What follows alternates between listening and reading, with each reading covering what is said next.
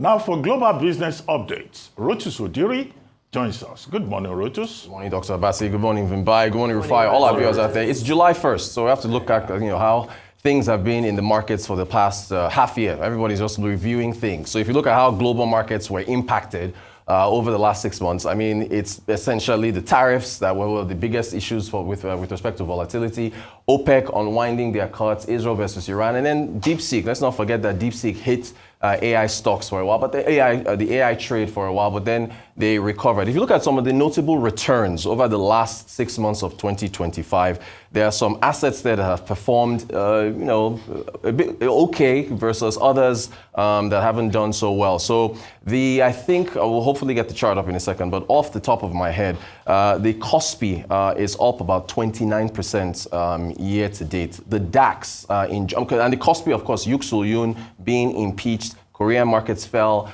they rebounded. The DAX in Germany is the defense trade with Germany, Christoph Merz coming in, saying that he's going to spend, I think it's about 500 billion or so. So defense stocks rallied in Germany. The US dollar down about 10%, Bitcoin, there it is, there we go. So KOSPI up 28.9, DAX 20%, gold 25.5, the NGX in Nigeria 16.5, Bitcoin up 13%. Look at the US dollar, down 10%, lowest level since 1973-74. Brent crude down 10.59%. Sticking with oil, I think that's pretty much, it's energy that we're all talking about today. It's funny, I mentioned this yesterday, the NNPC has been started releasing monthly reports under the new GCEO, so July. So this was April. I already went through these numbers for April. So 5.89 trillion, profit of 748 billion, average oil production 1.61, gas production 7.4 million standard cubic feet. They just released May last night. And so revenue now 6 trillion, profit 1 trillion, oil production not much change, 1.62, gas at 7.35 million standard cubic feet. I kept playing around with the numbers for those missing funds. I didn't get to add this to my report, but just take a listen at this, 210 trillion, right? Nigeria's nominal GDP for 2024 was 269. So these missing funds are essentially 78% of the entire outputs of Nigeria. Stop it, Rotus. No, okay, fine. So you say stop it, Rotus. Rotus, you are lumping the figure together. What if you average it over 6 years, between the 2017 and the 2023, that the Committee on Public Accounts, and you compare it to the budget? You get 35 trillion, that's 210 divided by 6, right? 35 trillion. Look at Nigeria's budget in 2017. It was 7.4 trillion. So the committee would have us believe that the missing funds are 6 times the amount of the budget of the entire country. You can look at it over the 6 years if you want to play around with those numbers. The New York Times has an article that I encourage everyone to read about how China is pulling away from the rest of the world with respect to renewable energy. There's a race to power the future. China is pulling away. And there's a diverging strategy between China and the US. Trump is drill, baby, drill. He wants more oil and gas. China is moving towards renewables. Some really cool charts there. Just run through them very quickly. They essentially should look at exports of clean energy. China, 65 billion in lithium-ion batteries, 26 billion to Europe, 21 billion to Asia, 17 billion to the Americas. Look at the US, only about 3 billion. That's that. Looking at solar panels, China is far and away the leader. 40 billion there, 20 billion to Europe, 11 billion to Asia, and then the rest of the rest. Look at the United States, just 69 million. That's just under 70 million. Electric cars, we already know the story.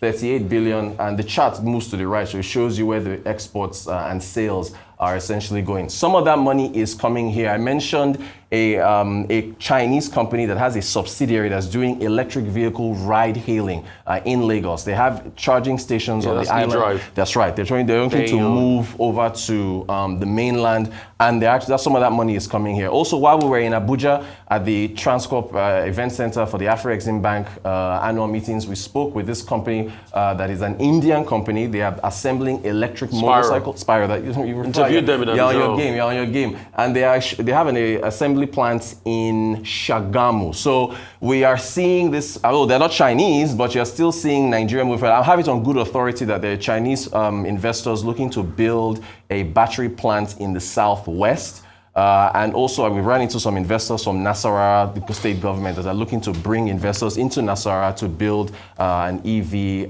battery plant there. So it's encouraging to see Nigeria trying to keep up there. I think finally, Elon Musk, he threatened some Congress members. You know, the big, beautiful bill is making its way through the Senate. He says every member of Congress who campaigned on reducing government spending and then immediately voted for the biggest debt increase in history should hang their heads in shame. And they will lose their primary next year if it is the last thing I do on this earth. So that is, he wants to bring his money. Trump responded on Truth Social, and he essentially says that Elon Musk knew long before he was so strongly endorsed me for president that I was strongly against the EV mandate. It's ridiculous and was always a major part of my campaign. Electric cars are fine, but not everyone should be forced to own one. Elon may get more subsidy than any human being in history, by far. And without subsidies, Elon would probably have to close up shop and head back home to South Africa. No more rocket launches, satellites, or electric car production, and our country would save a fortune.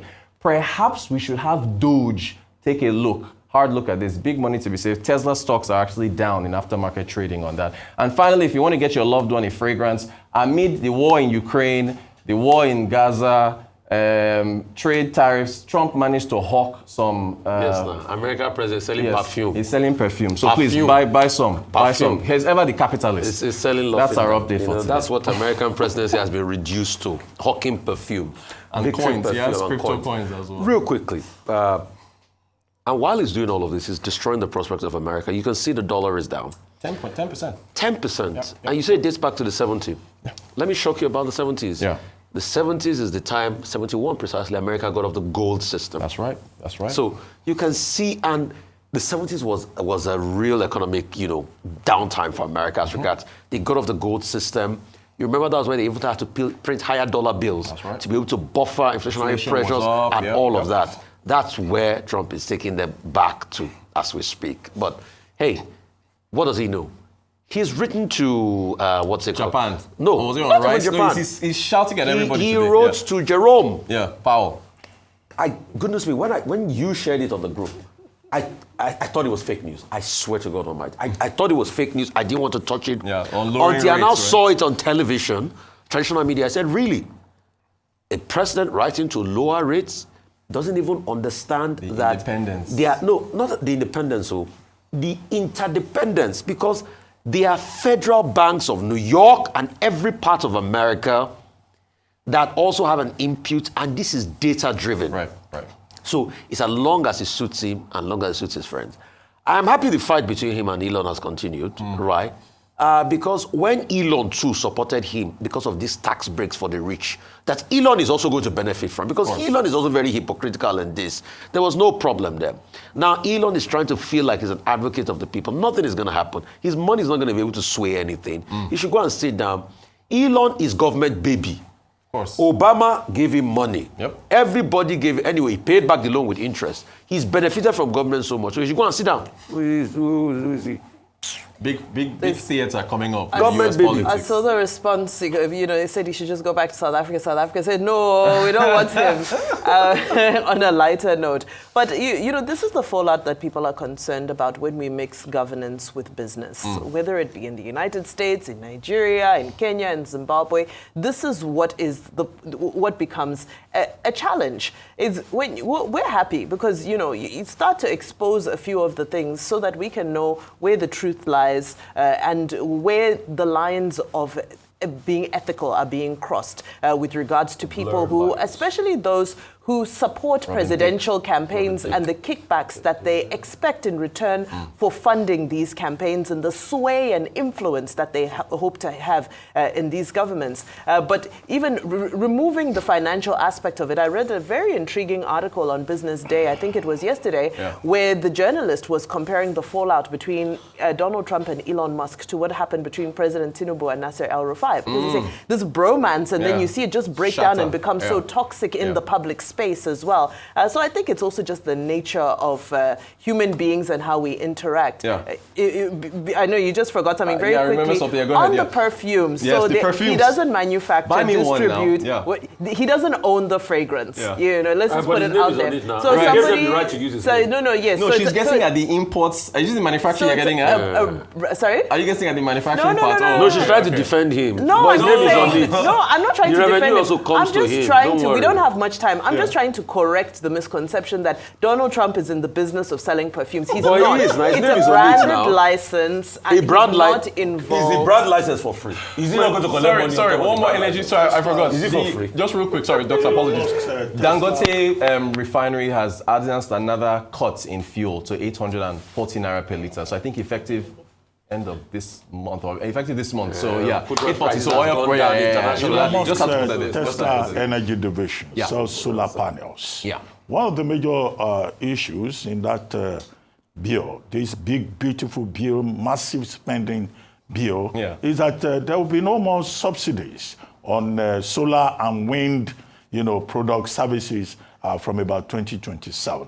So he has a personal interest in this matter. He's defending his business. Oh, yes. However, he has threatened that, in the next elections, he would deal with any senator that votes, particularly also in the House of Reps, those that belong to what he calls the Freedom Caucus. Yeah. Because there are amendments going on. If the amendment is done, it goes back to the House of Reps before it gets to Elon Musk there. So it's all about business for him. And he says U.S. has one party, the Porky Pig Party, Yeah. whatever that means. Now, the other issue is between U.S. and Canada. Canada has now walked back, to have trade negotiations with the U.S. by canceling its digital services, taxation that Right. was supposed to take effect Yesterday. and will have affected Google and Amazon. Yeah. However, you talked about half year. Yes, elections in Germany, Australia, war in Israel and between Israel and Iran, war in between India and Pakistan. Yep. You left out the biggest thing. Trump. Yeah. He came in the last 6 months.